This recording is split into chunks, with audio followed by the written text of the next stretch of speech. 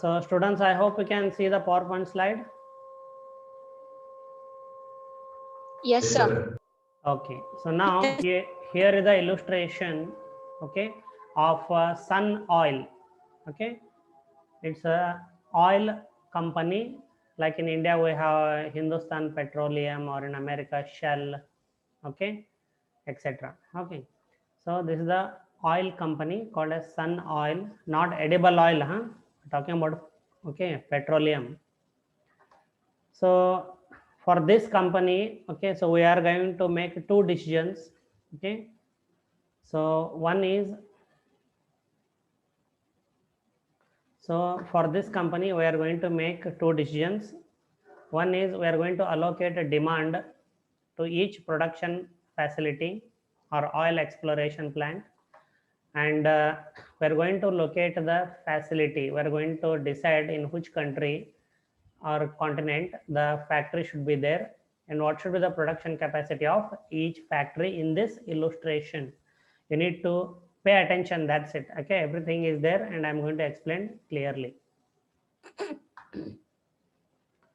So yeah, for sun oil, the first step in deciding on location of the facilities and determining capacity of each facility, as well as allocating demand to each facility.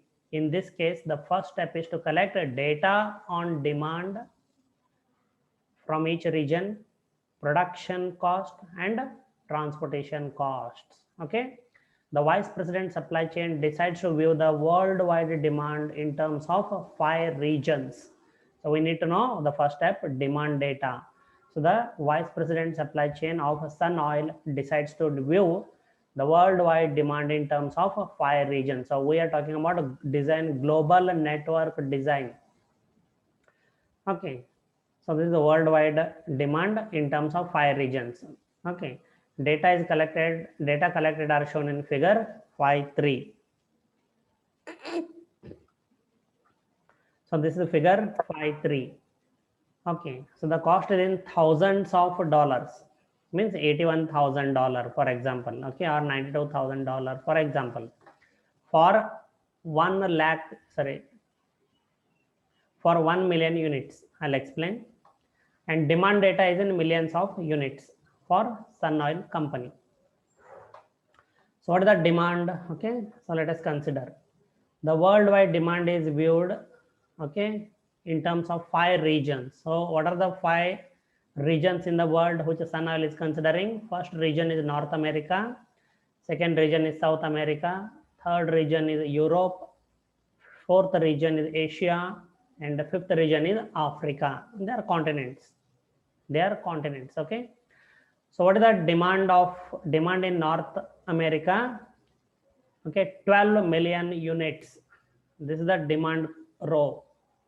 So 12 million unit is the demand in Northern America, 8 million unit demand in South America. The demand in Europe is, okay, 14 million units, and the demand in Asia is highest, 16 million units, and the demand in Africa is 7 million units. This is the first step. Okay, then annual demand for each region is shown in cells B9 to F9. That is what we just saw. Okay, so annual demand is shown in cells B9. See, this is B and this is 9. Column B, row 9. So B9 to F9. The demand data is shown. This is how we read the Excel sheet. Then cells B4 to F8 contain the variable cost for producing in one region to meet the demand in each individual region. For example, cell 4, it costs $92,000 to produce 1 million units in North America and sell them in South America. Okay, so let us consider this cell C4. It's okay, or these cells B4 to F8. First, let you see cells B4, cells B4 to F8. Okay, so I repeat, I hope you can see the cursor moving. Cells B4 here 81, cell B4 to F8 till 71. So all this data.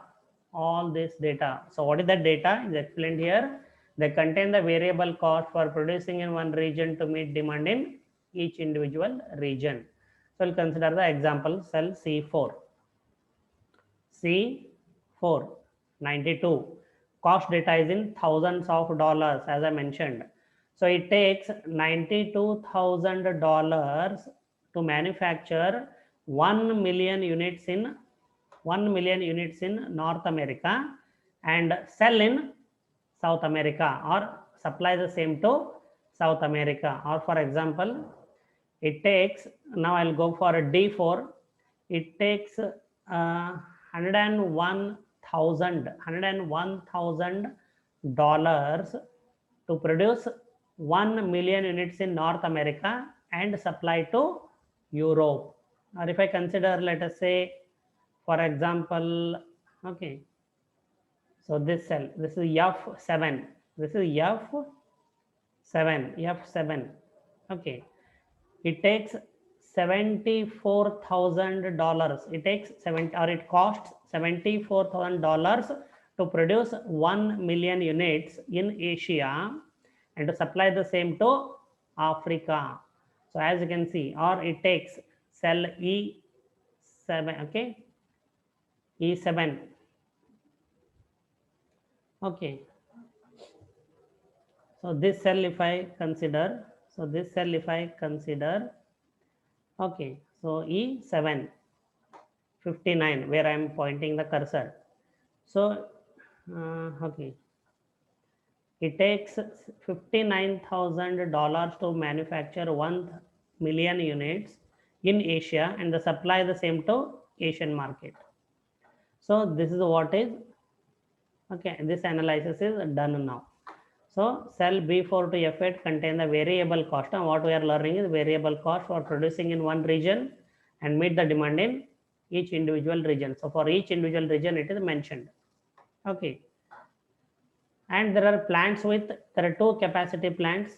Okay, there are the options and company has to make decision. Okay, so whether to have 10 million capacity plant or to have a 20 million capacity plant. So that is what you can see here. Okay, low capacity plant 10 million capacity plant, high capacity plants are 20 million capacity plants. Okay, fixed cost for each regional also mentioned for manufacturing purposes here. Okay, so I'll consider one more simple example. To manufacture 1 million units in North America, it costs $81,000, and to supply the same in North America, it takes $92,000 to manufacture 1 million units in North America and supply the same to South America. It takes $101,000 to manufacture 1 million units in North America and supply the same to European region. It takes $130,000 to manufacture 1 million units in North America and supply the same to Asia. Okay, but we can consider if you manufacture the same in Asia and supply the same to Asian market, it will cost just $59,000. See the difference in variable cost. That is the reason why multinational companies prefer to have multiple facilities in multiple countries depending on this cost structure. So it is such a beautiful illustration. Okay, really one can love this, those who are interested in learning. Okay, then the different options to meet demand are set up facility in each region. So there are 5 regions, set up facility in each region. Or the other decision is consolidate plants in just a few regions. Okay, you can open 2 or 3 plants, but you need to decide where should be the location of these 2 or 3 plants. So Vice President Supply Chain wants to know what the lowest cost network looks like. Remember, the objective in network design decision is profitability for the supply chain. Okay, it means the cost of the network design should be lowest. So that is the reason why the Vice President Supply Chain wants to know what the lowest cost network looks like, which plants to establish, how to configure the network. So we are going to do this now, okay, in front of your eyes. So data is collected in a form that can be used for a quantitative model. So this model is solved. So this data or this model is solved using solver tool in Excel. Okay, so we might have not learned it, but it's just for information. Now more advanced softwares are also available. You should know that. Then optimal solution will be as shown in figure 5.7. So once we feed the input data to the solver tool in Excel, it gives the output. That output is nothing but the decision on network design for sun oil. So that is the level of technology companies are using today. Okay. So the network design will look like as in figure 5.7. Facilities will be located in South America, Asia, and Africa. So what does it mean? Among these two decisions, set up facility in each region, means 5 facilities total, or consolidate plants in just a few regions. Which decision is made here? Which decision is made here? Whether the company decided to set up facility in each region, means total 5 plants, or they consolidated the plants in just a few regions. Okay, so the output is here. Facilities will be located in South America, Asia, and Africa. Yeah, which decision is considered here? This one or this one? Anybody can quickly speak. Yes. See, if you set up a facility in each region, how many regions are there? How many regions are there? 1, 2, 3, 4, 5 regions are there. So if you set up a facility in each region, how many facilities will be there? 5. 5 facilities. Okay. But how many facilities are decided here? South America, Asia, and 4. Africa. South 3, America. sir. 3 facilities are decided. So which is the decision considered? First one or second one? So second one, sir. Second one. The company. Only 3, sir. Only 3 means a few regions. Consolidate the plants in just a few regions. So this decision is considered now. Okay. So now let us see how this decision looks like. So optimal solution will be given as shown in figure 5.7. In the next slide, we'll look at it. Facilities will be located in South America, Asia, and Africa. And high production capacity plants are decided for each region, because production facilities will be only in 3 regions. It is consolidated, but from 3 regions, all the 5 regions will be supplied. That is the reason why the company has decided to go for high capacity plants. So it helps a company earn economies of scale and keep the cost lower, because the vice president supply chain wants that network where the cost is lowest.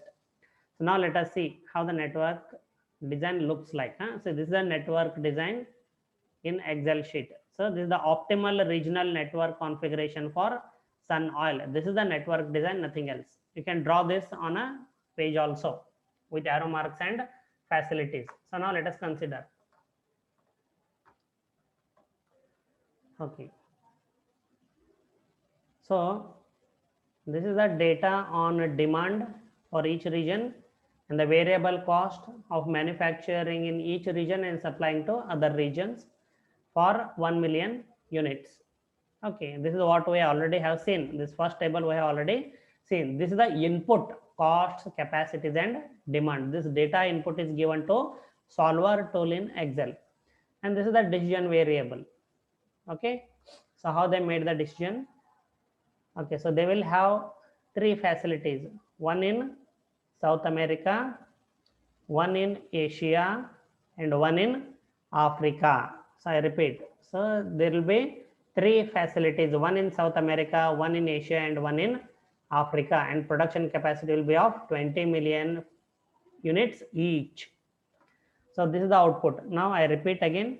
So the company has decided to have 3 facilities, one in South America, one in Asia, and one in Africa. Now let us see how the production capacity is allocated to each region. So look at this. What is the demand of North America? What is the demand for North America? Can you see? Are these figures visible to you? Yeah, Well said. 12 million Yes, sir. units. Well, Okay. 12 million units. 12 million units the demand for North America. What is the capacity of the production facility? What is the production capacity of the production facility? 20 million units. Okay, 20 million units. So out of 20 million units manufactured in South America, 12 million units will be allocated to meet the demand in North America. So North American demand is totally met. Then the demand in South America is 8 million units. So the remaining 8 million units are used to meet the demand in South America itself. So all 20 million unit capacity is 100% utilized. Then second facility is in Asia. Okay. So production capacity is again of 20 million units.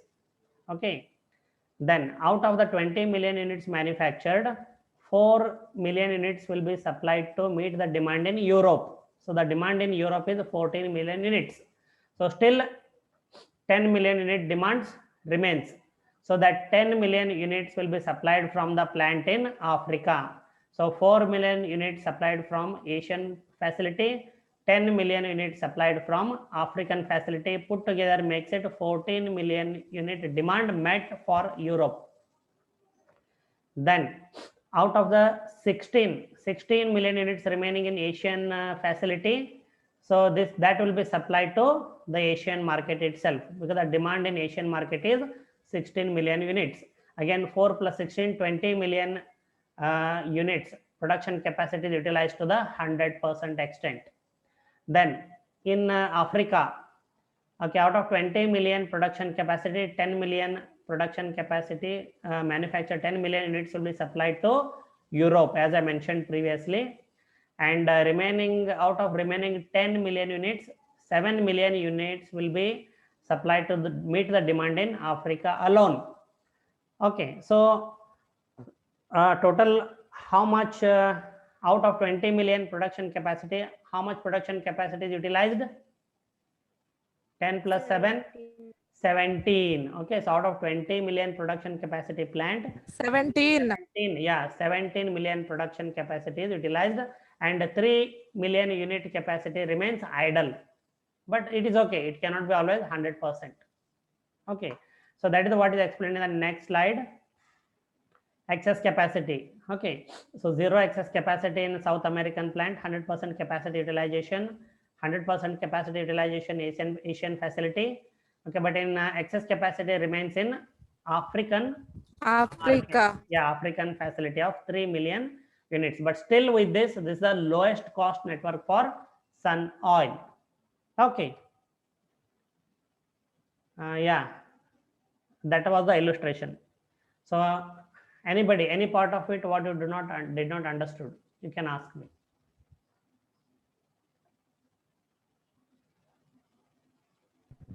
Understood, sir. Okay, good feedback. Anything else you would like to know? Okay, but this is just an Excel sheet called a solver tool. Okay, you have to pay for it. It will not come along with your regular Excel. Okay, solver tool. But as I say, okay, more advanced softwares are now available for same decision what we took here. Okay, you can think for a minute or two. I'll give you time to ask your difficulties.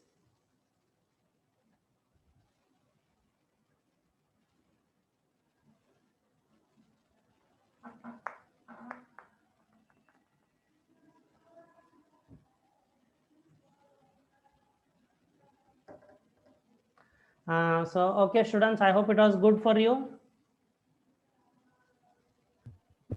Yes, sir. Okay, Yes, sir. then 2 slides are remaining. Yes. Yes, thank you for your response. I will just complete the chapter with the remaining last 2 slides. So what we learned was in phase 2. Okay, how facility, location, capacity, allocation are decided with an illustration. And phase 3, The manager identifies potential locations in each region, okay, that is in Asia, South America, and Africa, where the company has decided to locate a plant. Then in Asia, which country? China, India, Pakistan, which country? Okay. So gravity models can be useful when identifying suitable geographic locations within a region. Within Asia, where the facility should be located in India, China, or Pakistan, for example. For such purpose, companies make use of something called as gravity models. So gravity models are used to find locations that minimize the cost of transporting raw materials from suppliers to manufacturing plant and finished goods from manufacturing plant to the markets served. I hope it's quite easy to understand, but we'll not have an illustration on this. Okay. Gravity models help identify the optimal location that minimizes total transportation cost, that is the sum of inventory, transportation, and facility cost.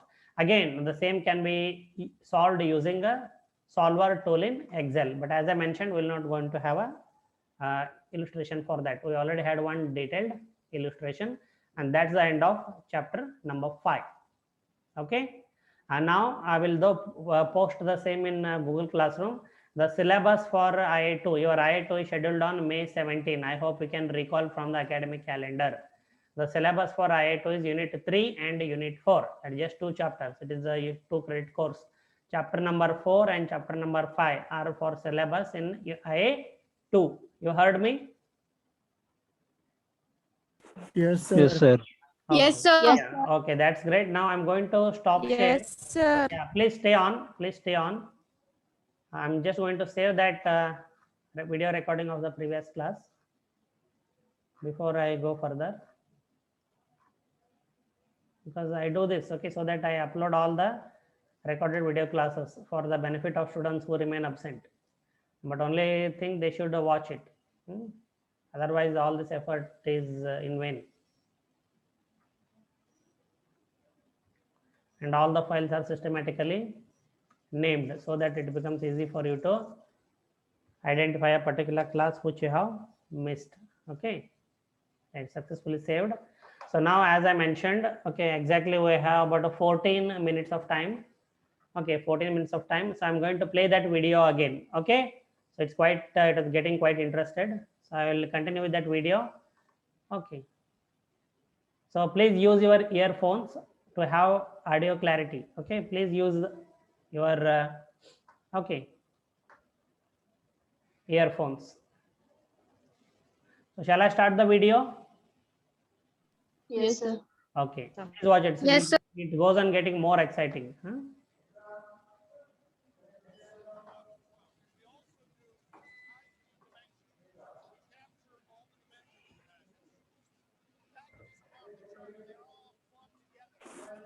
Sir, audio is Sir, not. can you Uh-huh, increase the yes, audio, sir.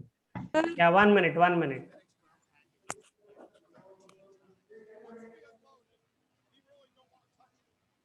Yeah, 1 minute. I have to share that computer audio. 1 minute.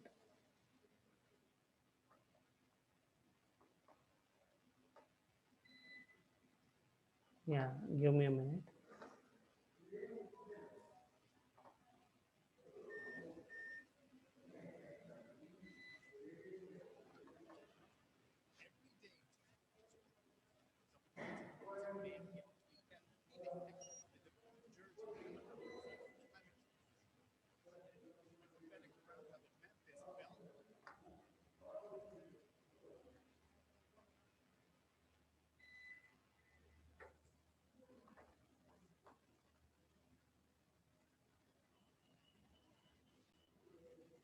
Move boxes at And now can you 500 hear the feet voice? per minute, and there's no need to slow Yes, down sir. the scanning. Yes, sir. issue right here. Ken Yes, Spangler, sir. CIO Yes. of FedEx Ground, explains. We're reading all 6 sides of the package. We're reading the barcodes on the bottom as well. We also do high-speed dimensioning. So we capture all the dimensions of the package. The packages come off the truck and they're all clumped together. By the time they get through this line, they're single file, they're spaced out, and they're scanned. The average FedEx Ground package is scanned 13 times. Once we unload it, we really don't want to touch it again until the load point. So basically, we're using all automation. They've even integrated scanners into gloves. Can I shake your bionic hand? Yes, you can. These are only the second set of hands that have touched these packages at the FedEx Ground facility, and this process of loading up a truck happens more than 100,000 times throughout the entire FedEx network. While both companies have ways you can track a package in transit, FedEx's Chief Information Officer, Robert Carter, shows us how they're not just tracking the package, they're tracking the contents as well, an innovation targeted at the biomedical industry. We actually insert it into the package. It can tell us where it is, it can tell us what temperature it is, it can tell us how fast it's moving. It can tell us whether or not light has entered into the package, which means it's been opened. Despite all the technology and innovation, the delivery is still the most important step. Two recent viral videos illustrate the point. For FedEx, it was a driver carelessly chucking a computer monitor over a fence. FedEx responded quickly. This goes directly against all FedEx values. But replacing the monitor for free and disciplining the employee can't offset the bad press. For UPS, it was an obscene gesture at a security camera. UPS says the seasonal employee has since been fired, but from the public backlash, it's clear that delivering packages and profits still requires a human touch. Coming up, pushing packages was just the beginning. See why UPS wants to grab hold of your smartphone. Lift. When it comes to last-minute delivery, you might say UPS has skin in the game. Literally, human skin. What we have back here is some very time-sensitive product.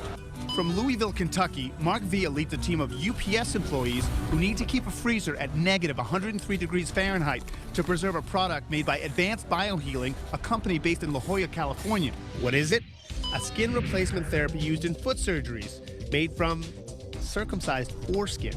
We have minutes to remove it from our freezer and seconds to place it in the shipper. It's shipped in a container UPS designed, layered with dry ice, and sent next day to operating rooms across the country. And if we do not maintain the integrity of the product from the freezer to the shipper, we're compromising that patient's outcome. And I don't know about you, but I don't want that to happen, ever. It's just one example of UPS expanding into healthcare. Housed in warehouses the size of 3 football fields, this is what UPS calls an adjacent business, meaning adjacent to their gigantic super hub they call Worldport.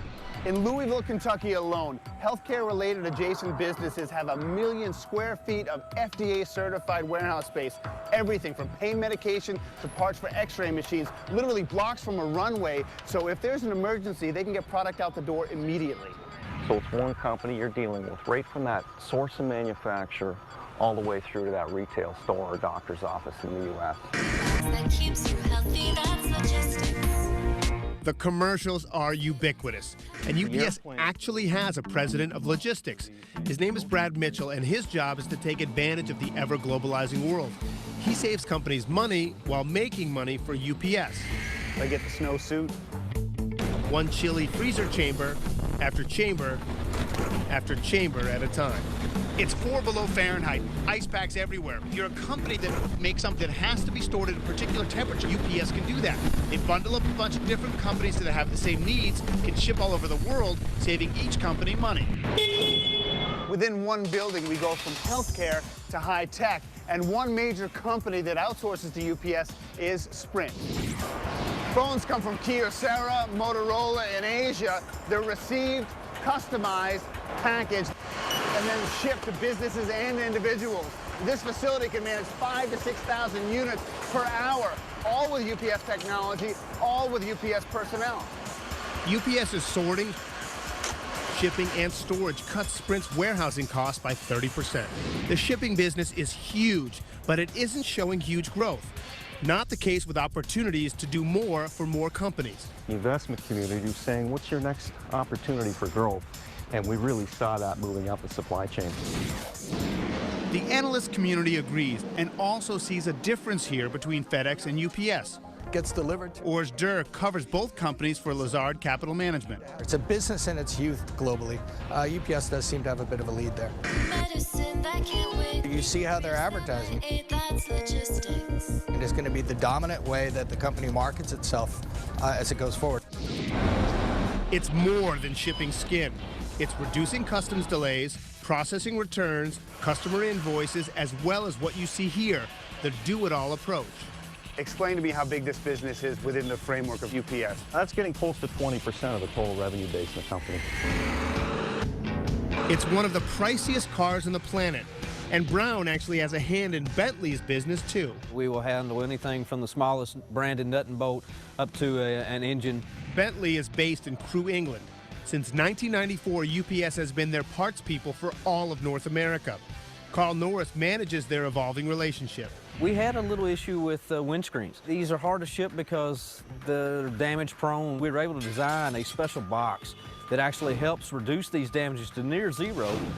Then there are what you might call partnerships of convenience. UPS says at least 140 companies have relocated their distribution facilities to Louisville, Kentucky, benefiting from what they call end-of-runway services.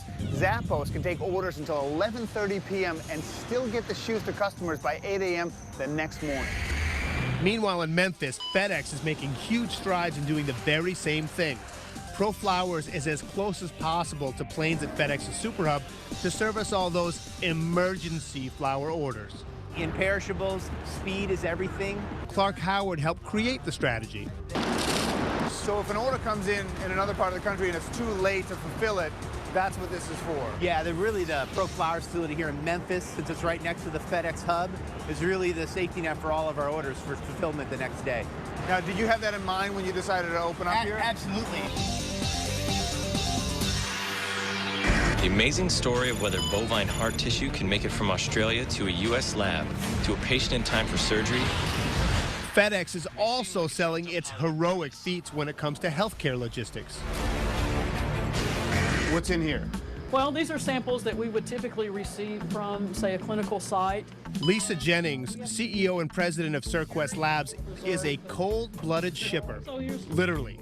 The company conducts lab work for clinical trials, and its proximity to the FedEx Super Hub helped secure a recent deal with the American Heart Association. They kind of relaxed a little bit and thought, well, gee, Memphis may really be the spot that we want to place this trial because of FedEx headquarters. FedEx looks like it will try and match UPS's adjacent business strategy. This facility, used to repair their own field scanners and equipment, is opening its doors to outside business. Carrie Pappas is president of FedEx Tech Connect. If you're a manufacturer of PCs or handheld devices, scanning equipment, servers, those kind of things, those would be definitely in our target audience for what we'd be looking for. Pappas admits FedEx is new to the concept. We have a handful of customers that we've just signed. Again, we're probably 4 or 5 months in, so we're in our infancy at this point, but we're working hard.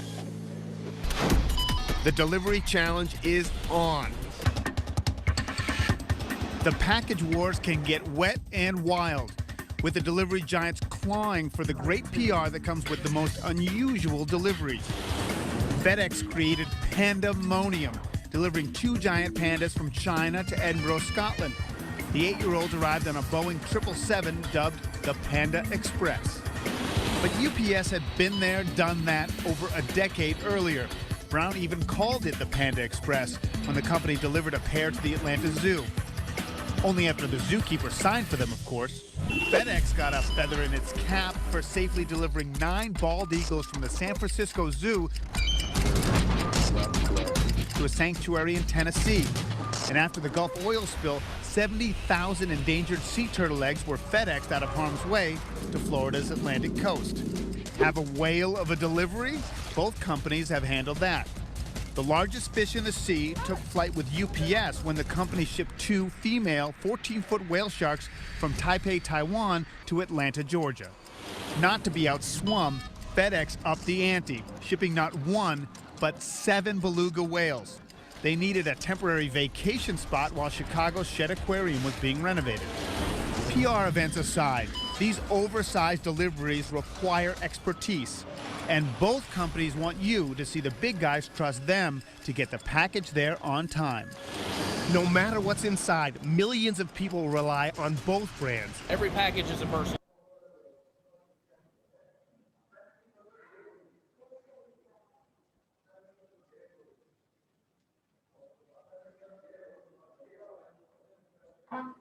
Okay, students, can you hear me? Yes, sir. Yes, sir. Yes, sir. Okay, so that's it. Okay, that was the end of video. The document was made on by CNBC.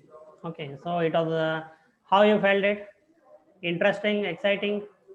Yes, sir. Very exciting, sir. Yes, sir. Okay, so Very interesting, sir. yeah, so far we just heard about delivery of parcels. You saw there whales, okay, pandas, birds. Oh my Eagles. God, eagles.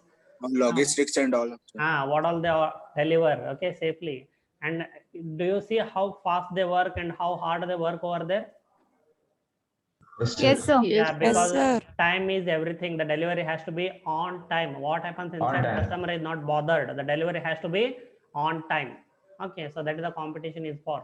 So that is what we call professional work environment. Okay, challenge we call it.